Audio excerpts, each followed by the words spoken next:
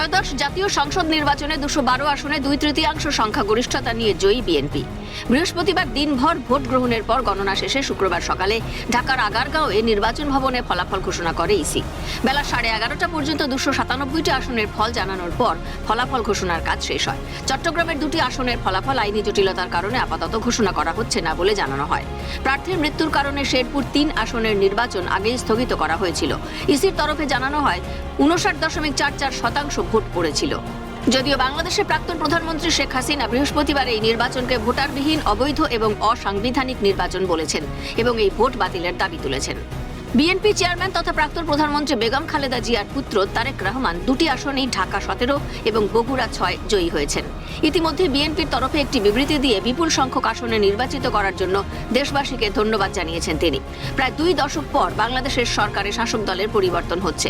প্রায় 3.5 দশক পর বাংলাদেশের প্রধানমন্ত্রীর কুর্সিতে বসবেন একজন পুরুষ। 2024 সালের অগাস্টে শেখ হাসিনার নেতৃত্বে আওয়ামী লীগ শাসনের পতনের পর ত্রয়োদশ সংসদ নির্বাচনকে একটি গুরুত্বপূর্ণ মুহূর্ত হিসেবে দেখছে আন্তর্জাতিক মহল। এই ভোট প্রতিবেশী দেশটিতে এক নতুন রাজনৈতিক অধ্যায়ের সূচনা করবে বলে মনে করছে ভারতও। হাসিনা দেশ ছাড়া এই নির্বাচনে প্রতিদ্বন্দ্বিতায় নিষেধাজ্ঞা ছিল আওয়ামী লীগের ওপর। ফলে এই নির্বাচনে মূলত সরাসরি লড়াই হয় বিএনপি এবং তাদের প্রাক্তন বন্ধু জামায়াতে ইসলামীর মধ্যে। তবে ইতিবাচক এবং শান্তিপূর্ণভাবে ভোটাধিকার প্রয়োগে বাংলাদেশের নাগরিকদের ধন্যবাদ জানালেও ভোট গণনার পদ্ধতি নিয়ে প্রশ্ন জামাতের। শুক্রবার সকালে দলের তরফে একটি বিবৃতি দিয়ে বলা হয়েছে, নির্বাচনে ফল সংক্রান্ত পদ্ধতি নিয়ে তারা সন্তুষ্ট নয়। এখানেই শেষ নয়, তাদের দাবি বিভিন্ন আসনে তাদের নেতৃত্বাধীন 11টি দলের জোট প্রার্থীরা স্বল্প ব্যবধানে হেরে গিয়েছেন।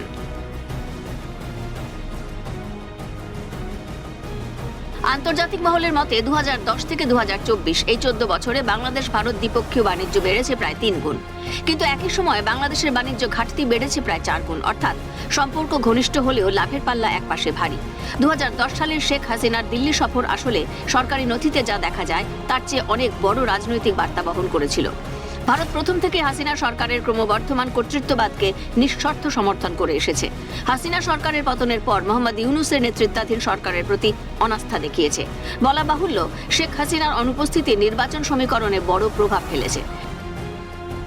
তবে বিএনপির চেয়ারম্যান তারেক রহমান আগেই ভারতের সঙ্গে সম্পর্ক নিয়ে বলেছেন, সবার আগে বাংলাদেশ, আমি আগে আমার দেশের মানুষের স্বার্থ দেখব, আমার দেশের স্বার্থ দেখব। ভারত সহ যে কোনো দেশের সঙ্গে সম্পর্কে বাংলাদেশের স্বার্থকে প্রাধান্য দেওয়া হবে।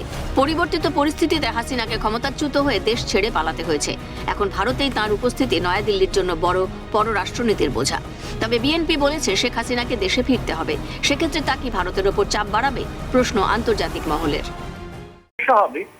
যে বিএনপিও কিন্তু বলছে যে শেখ হাসিনাকে দেশে আসতে হবে, সে দেশে এসে তাকে দেশের যে কোর্ট বিচার ব্যবস্থা তাকে ফেস করতেই হবে। এবং তার জন্য এখন যদি বিএনপি ভারতকে রিকোয়েস্ট করে শেখ হাসিনাকে ফেরত দাও, মূলত যতদূর দেখা গেছে কালকে রাত্রিও উনি স্টেটমেন্ট দিয়েছেন, সেটা হয়তো ভারত থেকেই দিয়েছেন। এখনো পর্যন্ত উনি ভারতেই আছেন, অন্য কোথাও ভারত সরকার তাকে যেতে বলেনি। এই জায়গায় দাঁড়িয়ে এটা কিন্তু ভারতের উপরে একটা মারাত্মক চাপ এসে পড়বে। যদি তাড়াতাড়ি সঙ্গে সঙ্গে না হলেও ওরা কয়েকদিনের মধ্যেই বলবে যে শেখ হাসিনাকে ফেরত দাও, তখন ভারতের পক্ষে কি স্ট্যান্ড হবে আমি জানি না। তো সেটা একটা এম্বারাসমেন্ট হতে পারে যদি আমরা সেখানে না করি। এখন সেই জায়গাটা একটা আমাদের দুটো দেশের মধ্যে একটা ফ্রিকশন তৈরি হয়ে থাকবে। যদি আমরা ফেরত না দিই তাহলে হয়তো আর্থিক যে সম্পর্ক যেটা আছে, বেশ ভালো ব্যবসা বাংলাদেশের সঙ্গে হয়, সেটা অনেকটাই মার খাওয়ার সম্ভাবনা আছে এবং সংঘর্ষ যেগুলো আছে সেগুলো থাকবেই। আন্তর্জাতিক বিশ্লেষকদের মতে ভারতের সঙ্গে সম্পর্ক দৃঢ় হবে, কারণ তারেক রহমান জানিয়েছেন কোনো রকম বদলা নেওয়া হবে না। ভারতকে বাদ দিয়ে চলতে পারবো না বলেও জানিয়েছেন তিনি। সাপ্লাই নেটওয়ার্ক যা ভারত থেকে বাংলাদেশ পায় তা নষ্ট করবে না বলেই মত বিশেষজ্ঞদের। তারেক জিয়া ইতিমধ্যে বার্তা দিয়েছে যে ক্ষমতা এলে ভারতের সাথে বন্ধুত্বের বার্তা দেবে, ভারতও সেই বার্তা দিয়েছে। বিগত বেশ কয়েকবার ধরে যেটা দেখেছিলাম, ভাবলাম বাংলাদেশের সাথে মৌলবাদীদের খপ্পরে চলে গিয়েছে। আসল চিত্রটা তা নয়, বরং হাসনাত বলে যে আছে সে নিজেই পাস করতে পারেনি। জামাতের যে আমি সে নিজেই হেরে গেছেন মিরপুর কেন্দ্রে।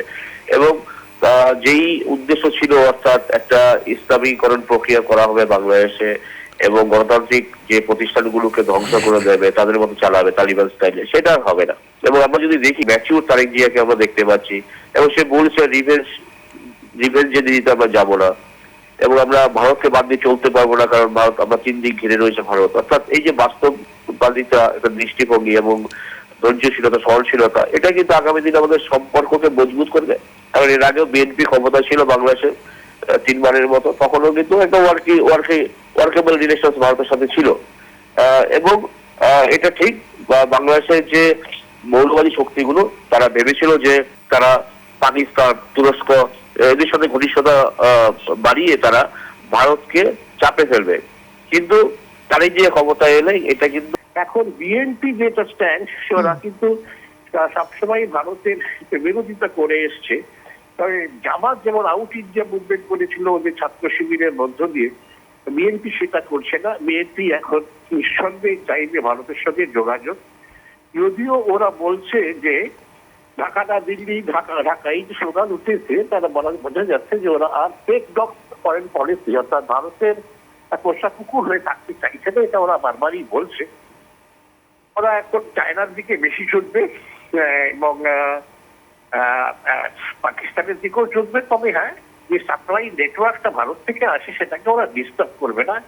এত লম্বা যে ভারতবর্ষের সীমান্ত আছে এবং হিস্টোরিক্যালি কালচারালি ভারতের সঙ্গে যে সম্পর্ক আছে, বিএনপি আমার মনে হয় না যে খুব সেই দিকে ভারত বিরোধিতায় যাবে, যেটা হয়তো জামাত করতে চাইতো, বিএনপি সেই দিকে হয়তো যাবে না।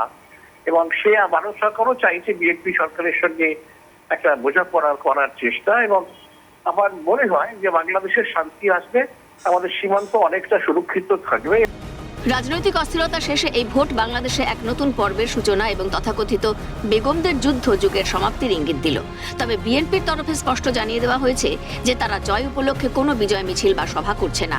এখন বিএনপির পরবর্তী সরকার গঠন এবং সাংবিধানিক সংস্কারের দিকে নজর গোটা বিশ্বের। ক্যালকাটা নিউজ।